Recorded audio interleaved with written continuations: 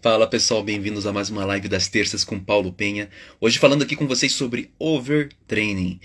E, gente, não é de agora, né, que a gente recebe aí nos consultórios, né, eu recebo há muito tempo atletas que vêm com uma demanda de, por exemplo, Paulo, cara, sei lá, antes eu tinha um rendimento tão bom e agora, sei lá, não tá bacana, não tá indo bem, tá caindo minha performance, eu não sei o que tá acontecendo, né? E muitas vezes a pessoa pensa assim, poxa, eu tô sobrecarregado de alguma maneira.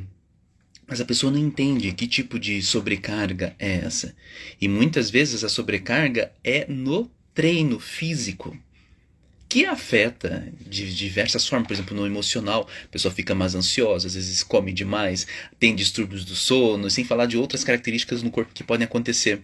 E aí a gente entra nessa questão, tá, mas e aí?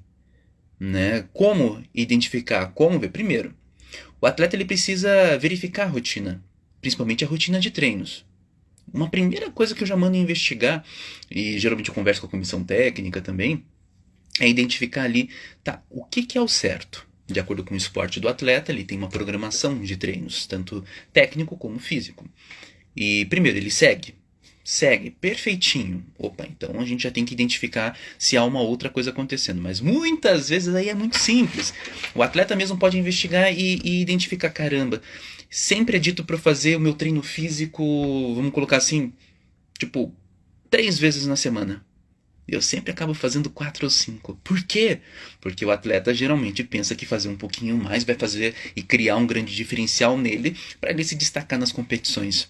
Mas o preparador físico, ele coloca uma rotina de treino específica justamente para dar tempo da musculatura regenerar, né? E dar tempo do atleta estar preparado para mais uma carga de peso, mais uma carga de exercício específico. Muitas vezes para não sobrecarregar a musculatura e a articulação. E aí o corpo, muitas vezes quando não lesiona, porque isso facilita muito mais lesionar, o atleta baixar a imunidade, ficar gripado toda hora. Então, aqui em Curitiba, onde eu moro, às vezes é um pouquinho complicado. Como a gente tem variação climática muito grande durante o dia, volta e meia a gente pega aí os atletas com coriza, né, ou pequenos resfriados, e a gente não sabe identificar tão rápido se é devido ao clima, ou muitas vezes por uma sobrecarga de treino que fez baixar a imunidade, e o atleta com a imunidade baixa pega a virose mais rápido. Mas sempre é uma dica. Né? Em regiões onde o clima é mais estável, fica muito mais fácil, né, você atleta identificar, poxa, eu estou gripando toda hora. Por quê? Então, investigue. Investigue essa rotina de treino e muitas vezes você não percebe ao fazer. Né? Os profissionais que estão ouvindo aqui fica muito mais fácil. De fora, você ir questionando, você ir avaliando e identificar. Mas você, atleta, é muito mais difícil. Então você tem que friamente analisar a tua rotina de volta. Baixar um pouquinho o ego, porque o ego do atleta é complicadinho, né, gente? O atleta chega ali e fala, mas eu estou fazendo o meu melhor. Eu estou fazendo além do que eu precisaria estar fazendo. E muitas vezes este é o problema. Então a gente tem que pegar o atleta, né, conversar com ele seriamente. Ó, se você quer ser um campeão, conquistar aquilo, se destacar, você vai ter que treinar menos. Caramba, tem atleta que nem volta mais. Por quê? Porque daí não entende, né, o que a gente está falando ali. Então você, atleta, tem que entender aqui. Muitas vezes, sim, você precisa baixar o ritmo do treino. Muitos atletas meus sabem, atletas campeões, sabem que eu falo, gente, dentro da rotina de treino tem o descanso. Tem um intervalo de treino. E alguns atletas, durante todo esse tempo, a gente vê alguns auto-boicotes, né, inconscientes. O atleta, ele é tão vencedor, tem tanta gana e ele não tem preguiça. E veja, esse é o oposto daquele atleta que tem preguiça, fica procrastinando. Esse atleta não tem preguiça. Então, às vezes ele entra nessa rotina. Tá bom, então eu tenho que fazer meu físico 3 vezes na semana, 4 vezes na semana. Tudo bem. Ele vai aceitar que isso faz parte do treino dele. E ele não vai fazer mais. Isso é, mais dias de treino. Mas o que ele vai fazer? Ele vai fazer aquele treino que deveria durar 1 hora, durar 3 horas. Né? Aquele peso que ele deveria fazer lá um supino. Né? Então, vou fazer meu supino e vou fazer meu supino com 20 quilos. Né? Porque é só uma preparação física, não é uma musculação, o cara não é do fisiculturismo. Mas o que ele vai fazer? Né? Ele vai colocar 40 quilos, ele vai colocar o dobro.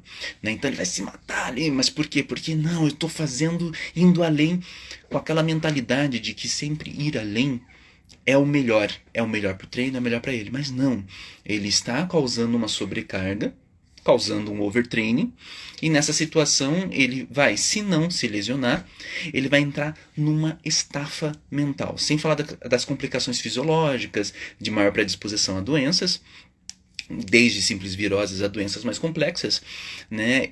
Uma hora ele vai entrar naquela estafa. Ele vai falar, eu não aguento mais. E aí, gente, parou tudo. Muitas vezes os atletas eles acabam congelando falando, eu não consigo entender, eu treino mais que todo mundo, eu faço mais que todo mundo, e o resultado não vem. E aí eles começam a gerar um auto-boicote, começam a comer além do que deveriam, começam a faltar treinos até o momento em que há o abandono do esporte. Então esses são casos extremos, é óbvio, mas que muitos atletas aí podem conhecer amigos, né? Ou já terem se identificado com uma situação parecida em algum momento da carreira. Então analisem que o treino ele deve ser muito bem projetado por uma comissão técnica, em especial preparador físico e técnico. São eles que sabem o que é melhor de acordo com tua idade, com teu peso, com teu esporte específico e com a necessidade do treino que você possui, respeitando a ordem correta, forçando o que deve ser forçado no momento específico. Não é você atleta que deve fazer isso. E se tiver com vontade de fazer, isso é ótimo. Tem que ter vontade de fazer mais, mas tem que falar com o técnico. Perceba só, se você falar assim, eu não vou contar nada porque eu sei que ele vai brigar comigo, eu sei que ele vai dizer não, então você já sabe que está fazendo coisa errada. Lembre-se, a comissão técnica, os técnicos são as pessoas, os profissionais mais interessados em ver a sua vitória. Então ele quer que você vença mais ainda do que você mesmo, muitas vezes. Então pode acreditar, se ele disser não é porque tem um bom motivo. Então, siga as instruções. A gente vê isso com atletas que estão em início de carreira, a gente vê isso com atletas que estão no auge, né? São grandes campeões, né? A gente vê isso em atletas em diferentes fases da vida com diferentes motivos do porquê estar fazendo dessa forma. Mas o padrão é sempre pensar aquela mentalidade. Se eu fizer um pouquinho mais, eu posso conseguir mais. E não é assim que funciona, gente, né? Às vezes o menos é mais, né? E isso vai proporcionar você conquistar a vitória que deseja. Então, queria trazer aqui para vocês esse tema de grande relevância para gerar uma reflexão em vocês.